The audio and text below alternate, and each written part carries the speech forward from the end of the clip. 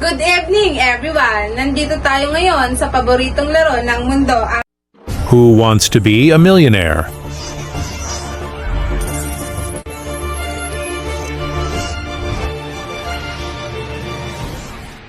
So, ito na, kilalanin natin ating mga manlalaro. Mula sa Tanawan City College, honor student si Zairiel De Padua and Dan Lloyd Recaro.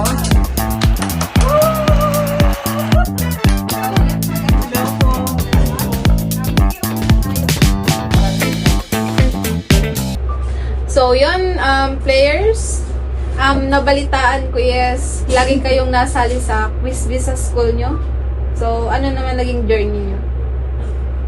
Well, so far ay okay naman po at saka nagagalak po kami na nandito dahil hindi lamang po faces ang ihaharap namin kundi yung buong talino ng aming school at paralan, di ba? At kamusta naman ang inyong nararamdaman ngayon? Okay lang naman po. Medyo kinakabahan lang and happy naman kami dahil naimbitahan nyo kami dito. Gusto nyo na ba makapag-uwi ng 1 milyon? Super, handa na po kami dahil hindi lamang po para lang sa amin yung 1 milyon kung mananalo man po kami at kung papala rin po kami dito dahil isa din po ito sa napakahalagang oportunidad ng aming school para sa mga bagong books na aming maibigay po.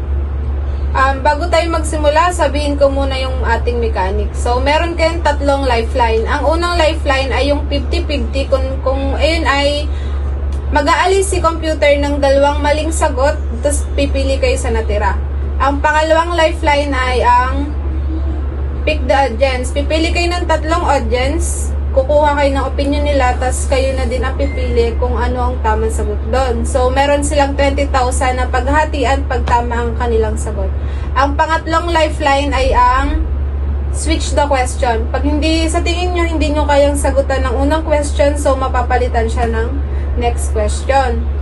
So, magiging 4 yung inyong lifeline pag pinili nyo yung high risk question. So, meron siyang double dip na madadagdag.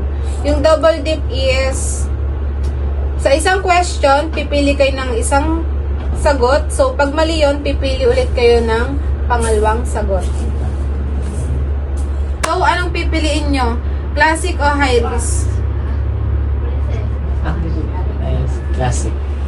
Classic po. Okay, let's start. So, ang cover ng question natin is employment status, nature of appointment. Question 1 for 200 pesos. In section 13, other human resource, action requiring issuance of an office order.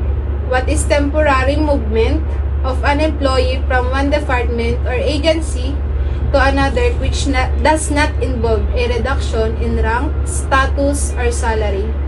A. Reassignment. B. Designation. C. Detail. Letter D. Reappointment. Letter C. DT. Sigurado na kayo sa inyong sagot? sigurado. Letter C, detail, is correct. Question 2 for 500 pesos. In section 10, employment status of teachers. What is an appointment issued to an appointee who shall teach specialized subjects in secondary education on a part-time basis? The inclusive period shall be indicated on the appointment for the purposes of accrediting services. Letter A, contractual. B, provisional. C, permanent. D, substitute.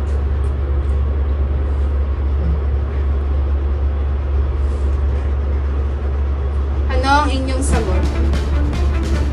Letter A, contractual. Sigurado na? Yes, sigurado. Letter A, contractual, is correct.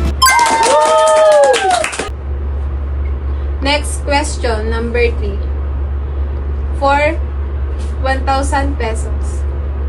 In coterminous classification, what is an appointment to a position that is coexistent with the duration of a particular project for which purpose employment was made or subject to the availability of funds for the same.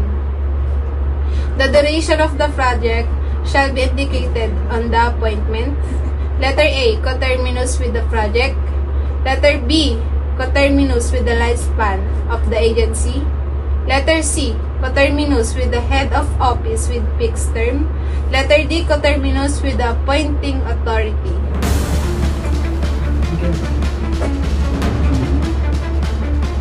Letter C. Coterminous with the office. Mali. Pag-usapan yung mabuti. Letter D.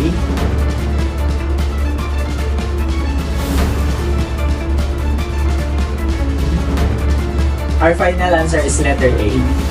Sigurado na kayo sa inyong sagot? Yes. Letter A, coterminous with the project. Is that your final answer? Yes po. Letter A is correct. Question 5 for 3,000 pesos. In section 11, nature of appointment. What is the restoration of a person as a result of a decision to a current position from which he or she has, through no delinquency or misconduct, been separated but the subject position is already abolished, requiring the issuance of an appointment to a comparable composition to the separated employee. A. Classification. B. Reappointment. C. Reinstatement. D. Reassignment. Letters. Our final answer is letter C. Letter C. Reinstatement is correct. Safe level number 1 na tayo. Question 6. In section 13, other human resource actions require issuance of an office order. What is movement that involves an imposition of additional or greater responsibility to be performed by a public official or employee, which is temporary and can be terminated anytime at the pleasure of the appointing officer or authority? A. Designation. B. Detail. C. Reassignment. D. Reappointment.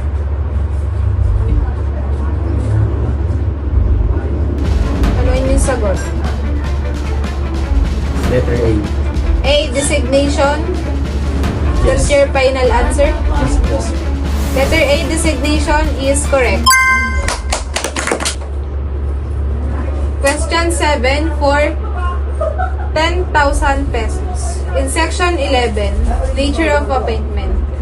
What is the movement of an employee from one position to another, which is of equivalent rank, level, or salary, without a gap in the service, involving the issuance of a new appointment? Letter A, promotion. Letter B, original. C, reappointment. Reemployment. D, transfer.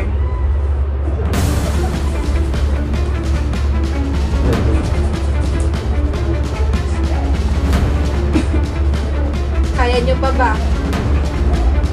Yes. Letter D. Sigurado na? Yes. Letter D, transfer is correct.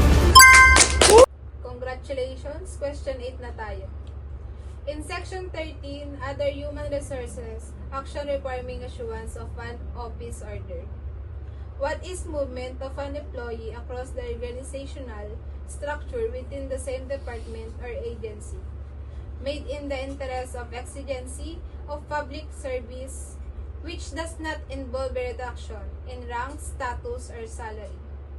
A. Reassignment. B. Reappointment. C. Detail. D. Designation. Final answer is letter A. Reassignment. Letter A. Reassignment is correct. Question 9 for 40,000. In section 12, adjustment or movements of human resource without need of issuance of an appointment. What is the adjustment or shifting of item of a position per agency, plantilla, or personnel, provided that the existing appointment is non-station specific? Letter A, salary adjustment. Letter B, step increment. C, change in item number. Letter D, reinstatement.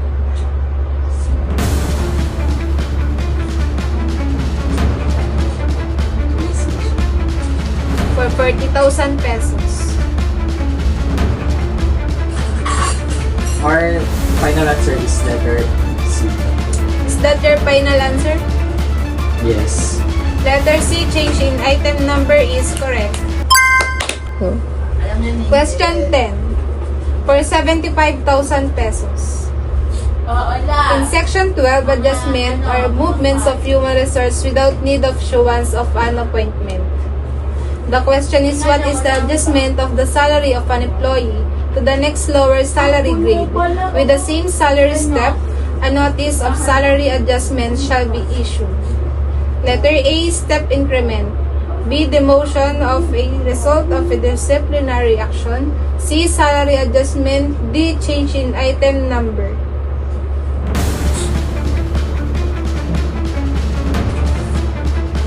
Life. Kailangan na natin mag-take ng life.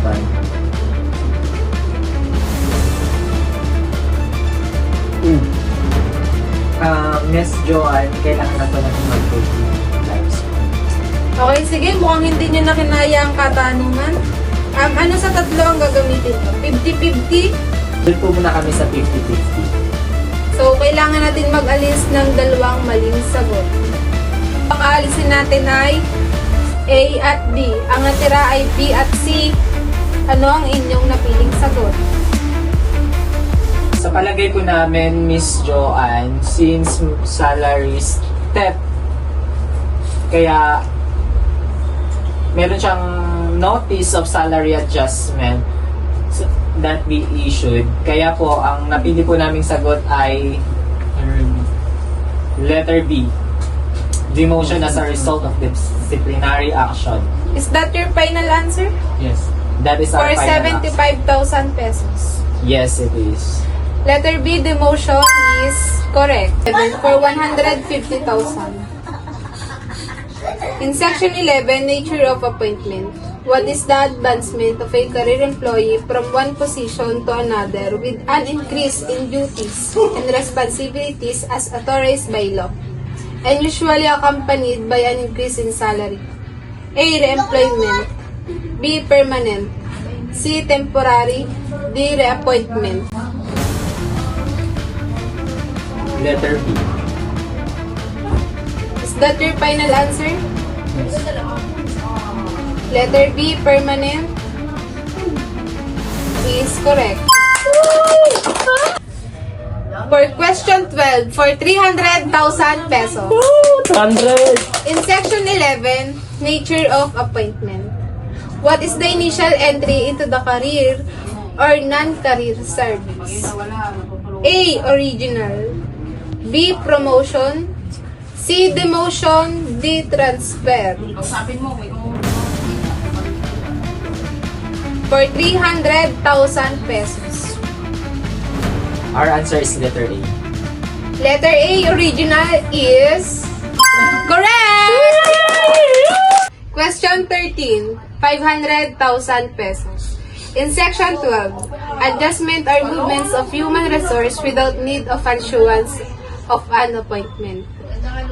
What is the increase in salary from step to step within the salary grade allocation of the official of employee's position in recognition of meritorious performance based on performance management systems approved by the CSC or through length of service? A, change in item number. B, salary adjustment. D, demotion of a result of disciplinary action. D, step increment. Pag-isipan niyong mabuti, 500,000 pesos. Gamit po kami ng lives. Gagamitin niyo ang inyong isang lifeline. Ano dun sa tatlo? Galing po from the audience po. So, yon napili nyo ay pick at audience. So, pipili kayo sa isa nating mga audience. Sinong inyong napili? At ang napili po namin ay siya. For me po is letter D. Kasi for me, based po sa question, tumataas yung salary ng empleyado based sa tagal or sa position po ng isang empleyado. Yun lang. Pero kayo pa din. So, ayun, napakinggan nyo ang opinion ng ating audience. Ano ang inyong magiging desisyon? Tama naman yun. Yes po. Papanig po kami. Letter D. Is that your final answer for 500,000 pesos? Yes. Letter D, step increment, is correct! Congratulations! Umabot tayo sa final round. Handa na ba kayo? Dito. Yes. Handang-handa na may uwi ang 1 milyon. For 1 million pesos, question 15. In section 9, employment status. What is an appointment issued to a person who meets the education, experience, and training requirements for the position to which he or she is being appointed, except for the appropriate eligibility? A. Substitute. B. Permanent. C. Temporary. D. Coterminous. For 1 million pesos.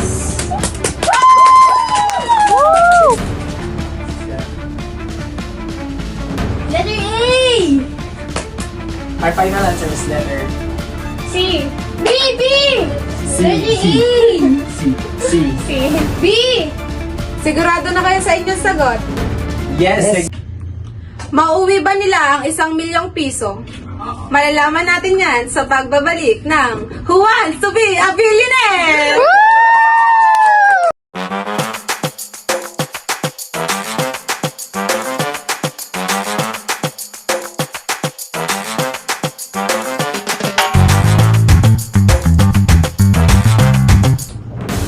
Sigurado na kayo sa inyong sagot? Yes. 1 milyon to. Sigurado na po. Huwag niyong sayangin ang pagkakataon. Yes, letter C, temporary. Letter C, temporary, is correct! Dahil dyan, nakapag-uwi kayo ng 1 milyong